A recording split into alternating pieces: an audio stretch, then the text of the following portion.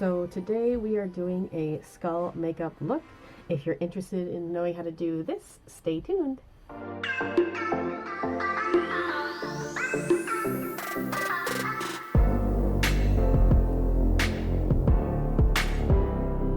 Hello everybody. I've done skull makeup several times in my career of doing makeup and costuming and things like that, cosplay, but I haven't done a video on it yet, I don't think. So I figured that would be completely appropriate for October, Halloween.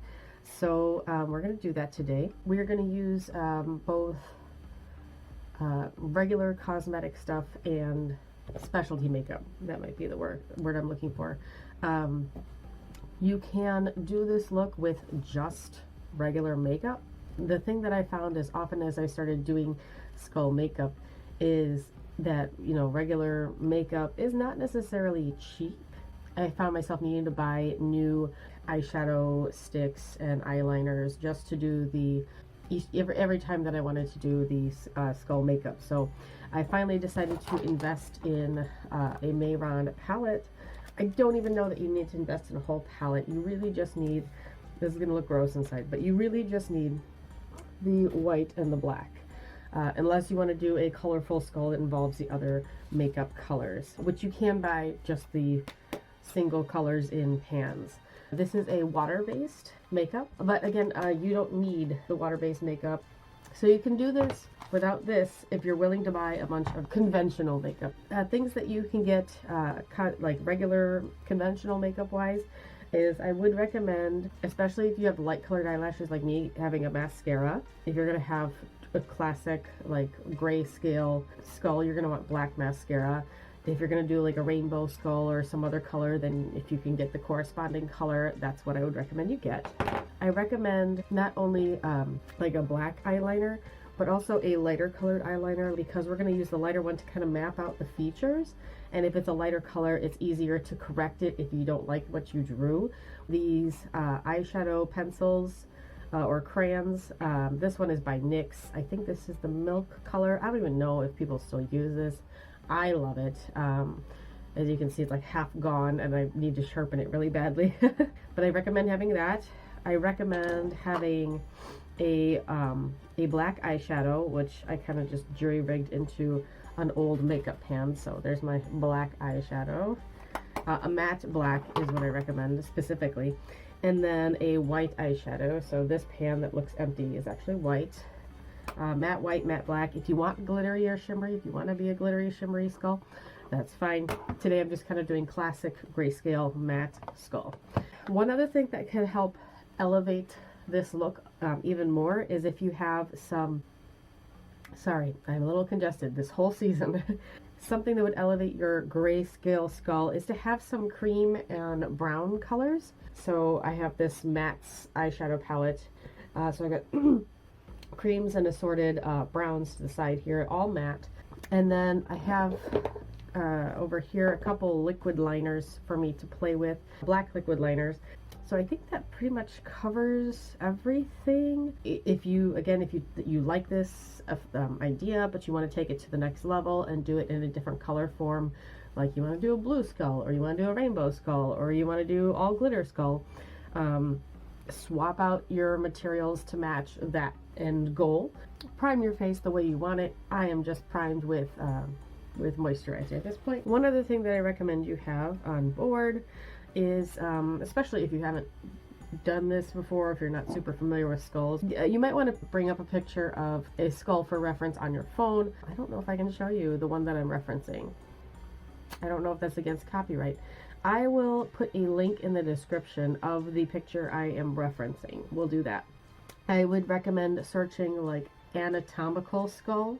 That would help give you, or anatomical skull drawing, because if you just put skull, you're going to get cartoons and all kinds of stuff. So bring up your anatomical skull picture and put that somewhere where you can look at it. I have mine down here, so if I'm looking down, well, I mean, my makeup's down here too, so like whatever. Okay, so I'm looking at my picture. I have a picture that's the skull is looking, no, that's the right one. The skull is looking The skull is looking straight at you, so you can see how it's looking at you because that's how you're looking at yourself.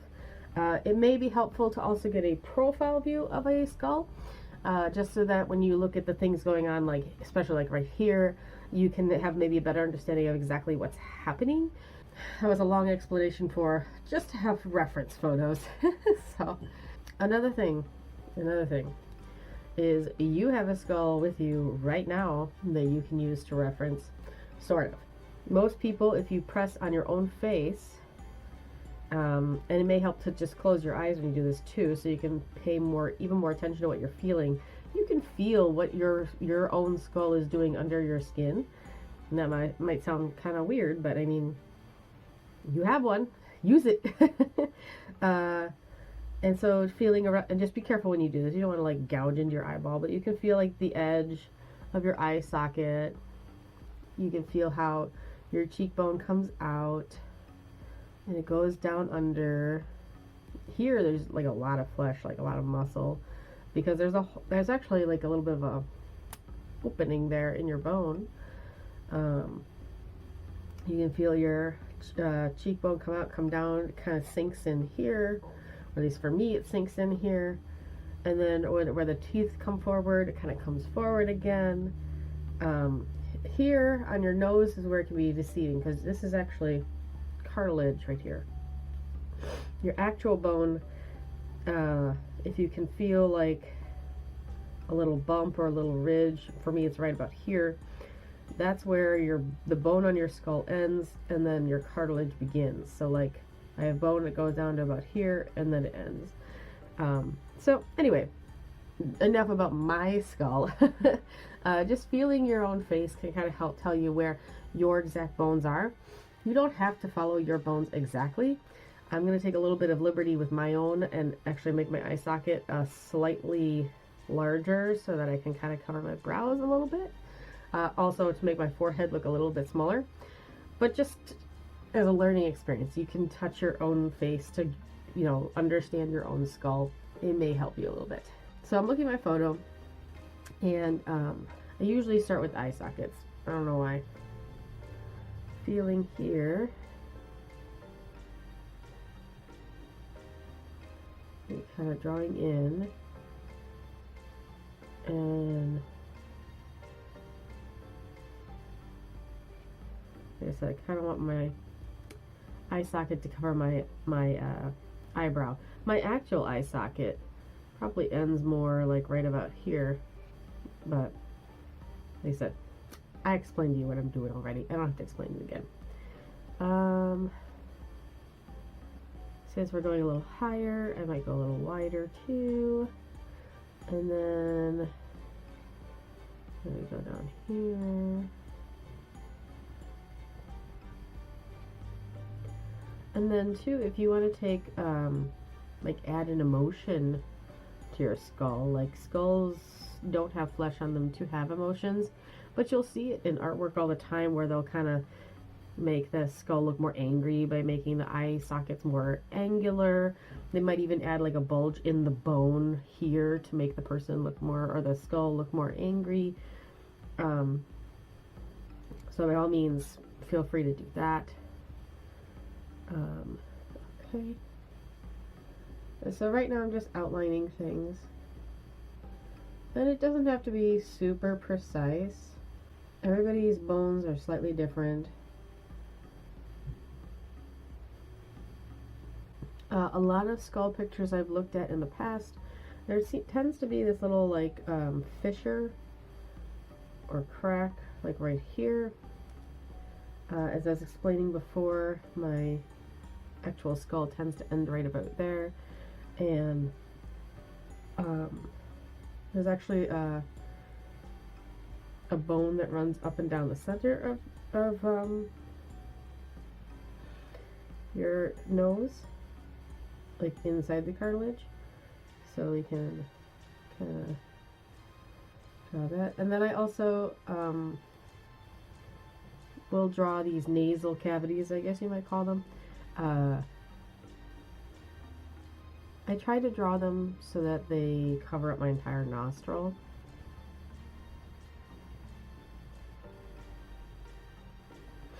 again, taking a little bit of liberty there to kind of cover up the things that are already on my face. One thing that I would recommend if you are going for realism, adding a little bit more detail will help make the skull look more interesting, potentially. Will help make the skull look a little more anatomically correct. Again, we think of a skull being like a white ball with some teeth and like a couple holes for the nose and a couple holes for the eyes. And it's got little cracks in it. When you're born, your skull is actually a whole bunch of little pieces, like almost like puzzle pieces, that can kind of shift and meld a little bit. And as you get older, they harden, they grow, and they harden, and they fuse. And so you can still be left with some fissures. It's not dangerous or anything like that, but you can still kind of see where those pieces came together. Same goes for the facial part of the skull. There's also a couple, I forget what they're called now. I knew what they were when I took anatomy physiology, but there's some holes, teeny little holes in your face, so that blood vessels can, this is going to be gross. I don't think it's gross, but you might think it's gross. There's a couple holes in your face that allow for like a artery or a blood vessel to go through. Anyway, so a lot of photos or drawings will have these holes. So I know that there's like two, like right here. And then there's usually two more on the chin. And I was pretty sure there was a couple like up here. The particular photo I'm referencing doesn't have them, but pretty sure they're there somewhere.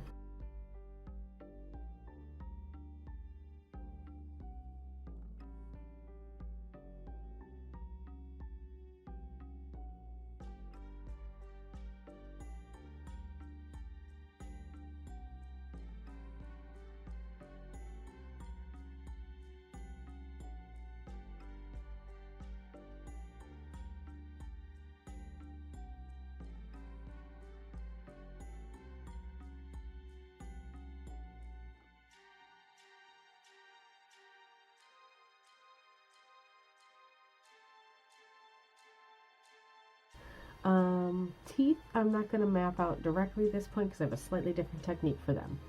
But now we have everything pretty much mapped out. So, next I want to put down a layer of white. Pulling out my Mehron paints here. And I really need to buy another white because I've hit pan on that one. And I just have a very large regular paintbrush. Can't see what it looks like for you right now, but regular, what is that, maybe about an inch wide brush, just so I can map out or put down a layer of white everywhere. If you were not going to use the water-based paints, I would recommend taking your eyeshadow stick and scribbling that in, especially on your high points. It's where it's most important, but everywhere where you want it to be whiter, and blend that in, and then you're going to cover that with a white eyeshadow to make it even more white, and to set it. Or if you're happy with that level of whiteness, you can use your translucent powder, but I'm using the water-based paint, so we're going to go and do that.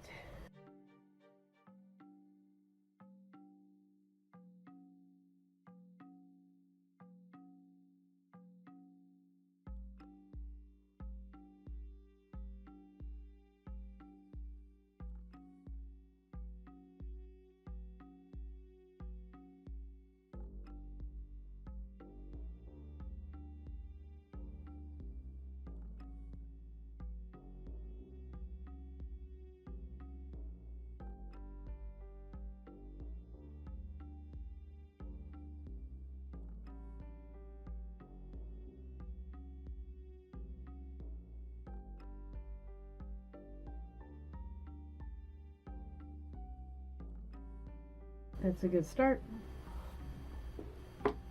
And now take a different brush, and I'm going to fill in a little bit of black in the areas that need black.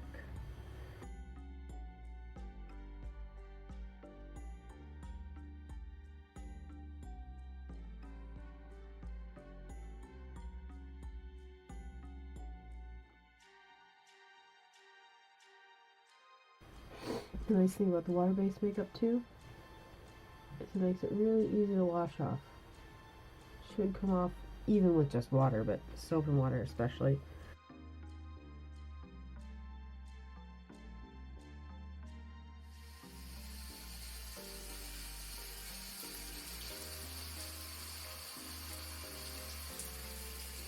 Comes off without any issue.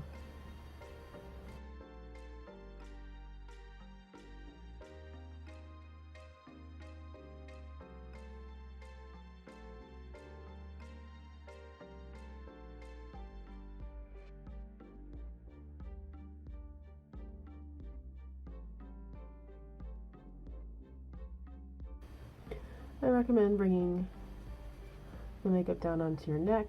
If you're feeling especially ambitious, you can paint the vertebrae on your neck too. In the past when I've done that, I have just literally done like white rectangles.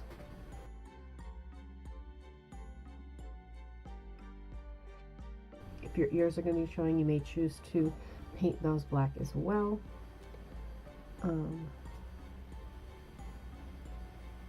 Because skulls don't have ears. That's pretty much the end of the water-based stuff unless I touch something up later. I'm not sure what most people do. I will usually leave my palette out to dry for a little bit after I wet it. Let's start adding back in some of these details that got painted over. I'm going to start again light and then darken things up. So I might bring in these browns now. And I'll use a pencil eyeshadow brush.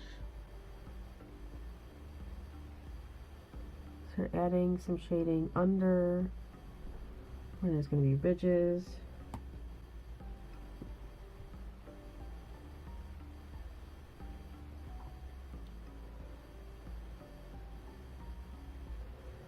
If you don't have this pencil brush, let's try doing this with, let's see how this looks if we use a regular eyeshadow brush. I'd like for you to be able to do this without buying necessarily special products. So regular eyeshadow brush. This is my Pac-Man brush. And focusing the color. Yeah, you can use a regular eyeshadow brush for this too. You could probably use a Q-tip. The point that you're going to want to try and emphasize is you're going to want the stronger color or the darker the darker portions to be right up on that ridge, and then if you fade it out, it kind of gives that shadow effect.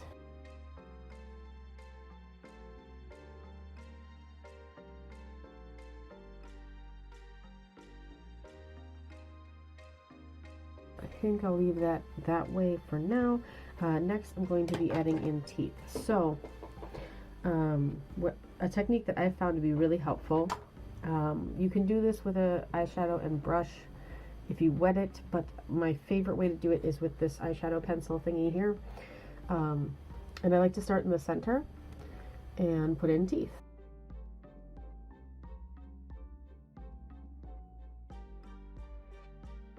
Either with a Q-tip, or if you have the pencil eyeshadow brush, I'm going to go in with the brown to shade in between. So now I'm going to darken even more. I'm going to go in with the black. Actually, I'm going to black and a little bit of brown. It's not quite full on black. I'm darkening up this area with that black shadow again too. And I'm going to deepen some more of this stuff.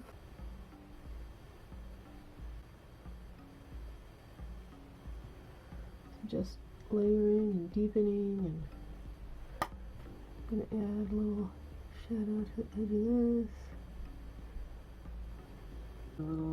A little color here in the center, just for the sake of adding more detail, more texture. And I'm going to add some black shadow to my eye sockets to really deepen that up.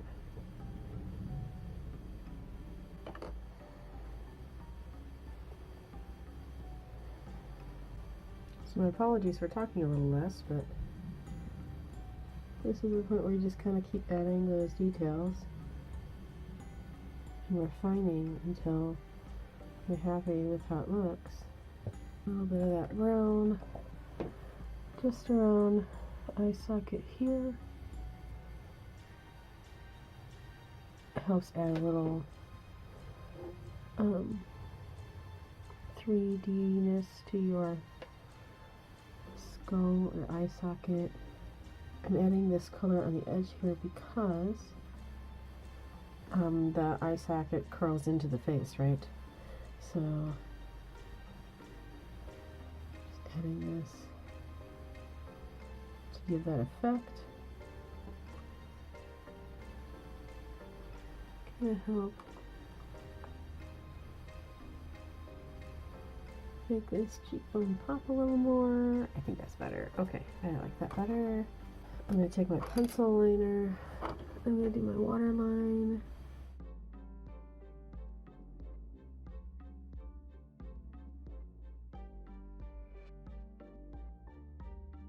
Okay, I think I'm going to darken a little more around here.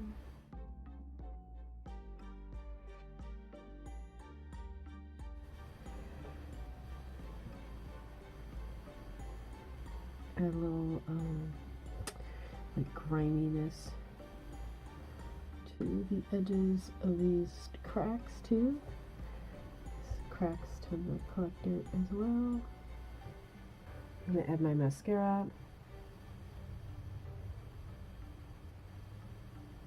Yeah, okay.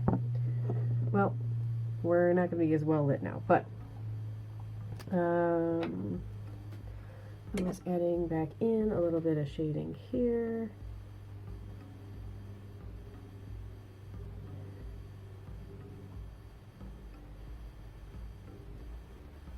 I think I'm going to call that good. This is the finished look. I will take some photos so that you can have better lighting for how it looks. Feel free to tweak this as much as you like. Add more detail, add less detail, change the colors, make it glittery, make it not glittery.